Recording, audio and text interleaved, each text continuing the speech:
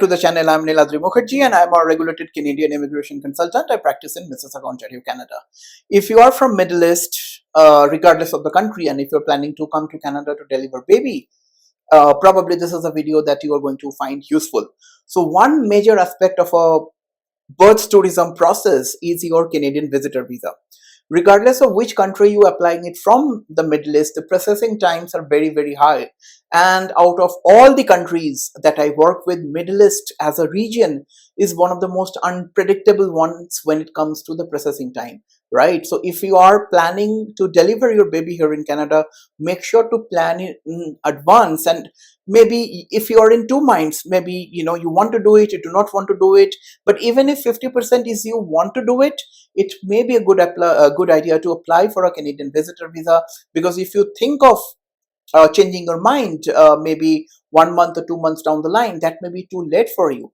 Now, typically speaking, now post-COVID days, in between like 2021, 2022, the processing times from majority of the Middle Eastern countries, as far as the visitor visas are concerned, have been astronomically high, over 6 to 8 months and sometimes close to a year. These days, the processing time is getting more or less on a rational level, about 2 to 3 months. Yes, yet that is a very long time, in my opinion, for somebody to wait for a Canadian visitor visa, and sometimes it does take even 4 months as well. But this is something that nobody can do. So if your plan is to come to Canada to deliver baby, and if you're in the Middle East, make sure to start preparing for the visitor visa application well in advance. And I could tell you, not only the rejection rate is very, very high these days, getting a visa on time has become very difficult as well. So documentations take time, application preparation take time, submission takes its own time, you take your time to get a biometric appointment, and then your countdown really begins, and finally you get a decision.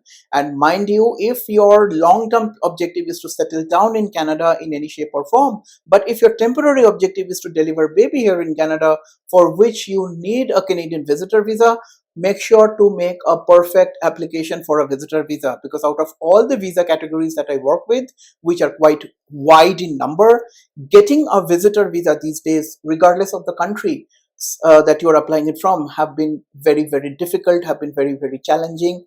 The documentations that being required are at a very granular level, if you will, and the majority of the clients are not really able to provide the way IRCC asks them to provide documentations, and hence getting the rejections. And sometimes, frankly speaking, I do see the rejections do not make much sense as well.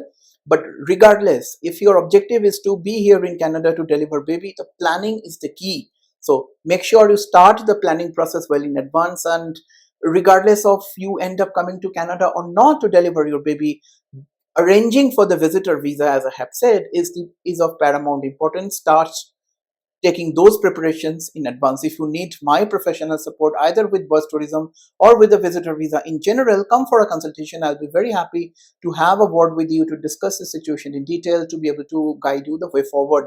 The consultation booking is possible through the website nuvonation.ca. Go to the website, book a consultation. You'll be talking to me directly, most likely over a video call, and I'll be more than happy to answer all your questions. Hope this helps, and I will see you in the next one. Bye now. Cheers.